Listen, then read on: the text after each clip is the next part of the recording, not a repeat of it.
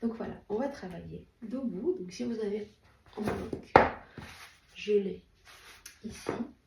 Autrement, ça peut être en livre. Voilà, comme je vous ai dit. Alors on est debout. Les pieds sont bien ancrés et essayez de ressentir déjà, essayez de travailler les pieds nus. C'est beaucoup plus efficace parce que on va essayer aussi de retrouver nos orteils, hein, parce que c'est ça aussi qui est important. Donc prenez le temps, posez vos pieds au sol, ressentez bien aussi la matière de votre sol. C'est peut-être le carrelage, c'est peut-être le parquet. Donc voilà, ressentez toutes les choses. Est-ce que c'est bien plat? Est-ce qu'il y a des choses qui séparent le carrelage par exemple? Et essayez de bien intégrer toutes ces informations-là à travers les pieds. C'est comme ça qu'on fonctionne aussi. Bougez vos orteils un petit peu. Soulevez un peu les talons. Décollez les orteils. Juste trouver la mobilité de vos pieds et l'ancrage dans vos deux pieds. Essayez de répartir votre poids du corps dans les deux pieds de façon bien égale. Très bien. Inspirez ici. Et expirez. Et à la prochaine inspiration, essayez tout simplement d'écoller vos orteils. J'essaie de rester sur mes coussinets. Je décale, je décolle. Hein. Je vais y arriver avec le français aujourd'hui, juste mes orteils. Et je les pose au sol et j'essaie d'étaler mes orteils au sol. Et encore une fois, inspirez et essayez d'ouvrir les orteils. Le petit orteil surtout, c'est très très difficile. Et déposez très très bien. Encore deux. Expirez. Ouvrez. Déposez très bien. La dernière fois. Et très bien. Et déposez. Super. Inspirez ici. Et tout simplement, attrapez le sol avec vos orteils et relâchez. Ouvrez vos orteils. Et encore. Hop. Et relâchez encore. Et tac. Relâchez. Encore deux de ce côté. Juste le pied qui travaille. Vous pouvez avoir une chaussette que vous voulez attraper par exemple. Relâchez et essayez d'ouvrir les orteils. Et encore, hop. Et relâchez de l'autre côté. Juste 5 fois. Encore. Inspirez et attrapez. Et encore. Et tac. Relâchez vos mains. Vous devez peut-être remarquer que quand vous essayez d'attraper quelque chose, les mains, ils veulent attraper aussi. Et la dernière. Hop. Très bien. Inspirez. Et juste les petits mouvements de chenille pour le pied. Vous allez avancer votre pied à l'aide de vos orteils. 3 fois de chaque côté. Très bien.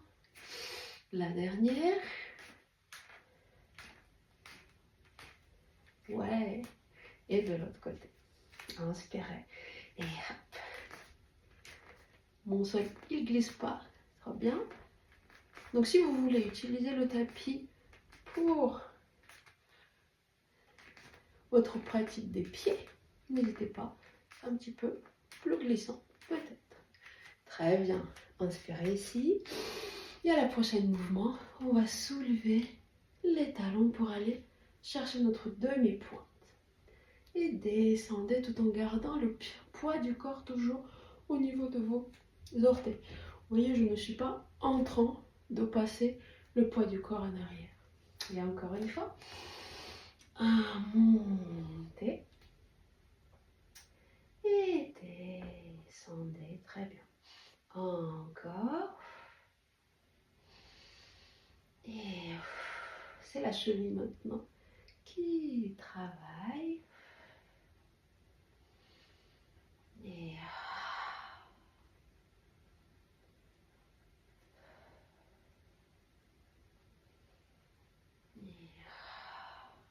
très bien, la dernière. Revenez. Très bien.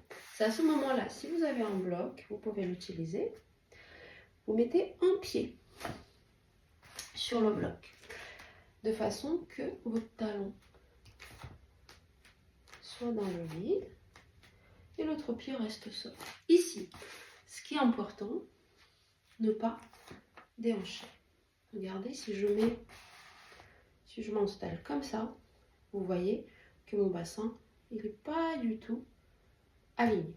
Donc je vais un petit peu décoller mon talon ici pour bien, oui, là, pour bien aligner mon bassin. Et je vais continuer ce même mouvement qu'on vient de faire. Je monte et je descends. Vous allez sentir encore plus d'étirement dans votre mollet, dans votre tendon d'Achille, du pied qui se trouve sur le bloc ou sur le lit. Et toujours imaginez que vous voulez aller vers le plafond. Autant grandissement. Encore 2. Et la dernière. Très bien. Changez de côté. Très bien. Inspirez ici.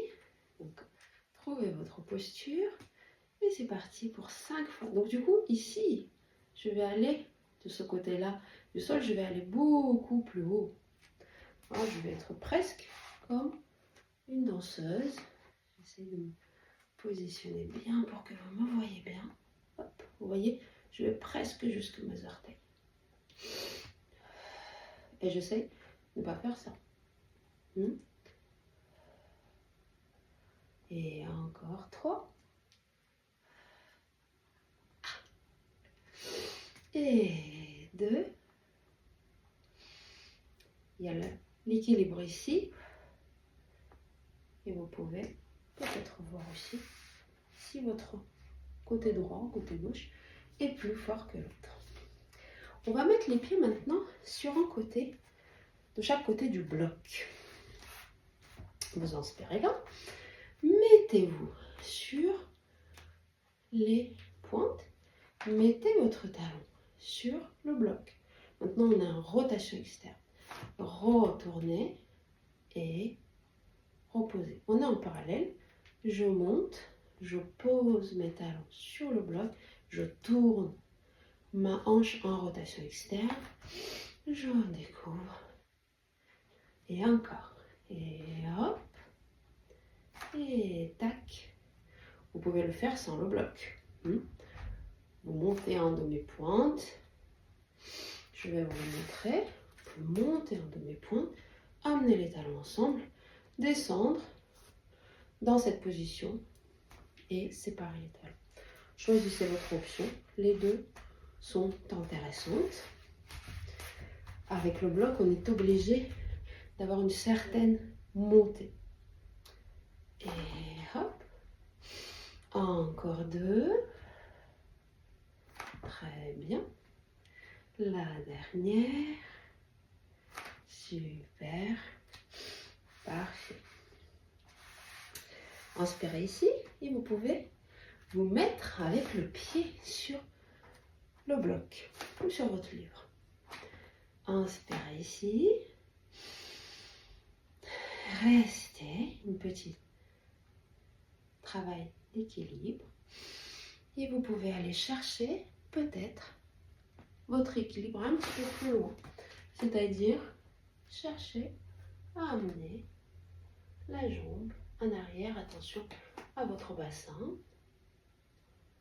Revenez, inspirez. Sinon, vous restez là avec une jambe.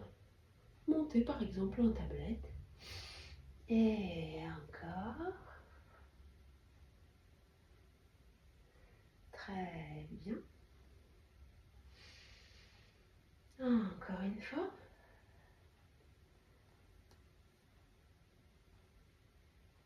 Revenez et changez de côté. Bien sûr, cet exercice peut être fait sans aucun matériel, juste au sol. C'est déjà assez challengeant pour notre équilibre. Inspirez ici et c'est parti. À nouveau, je cherche à trouver mon équilibre. Peut-être en amenant ma jambe en arrière, la cheville qui bouge, qui essaye de nous stabiliser. Très bien. Et encore une fois.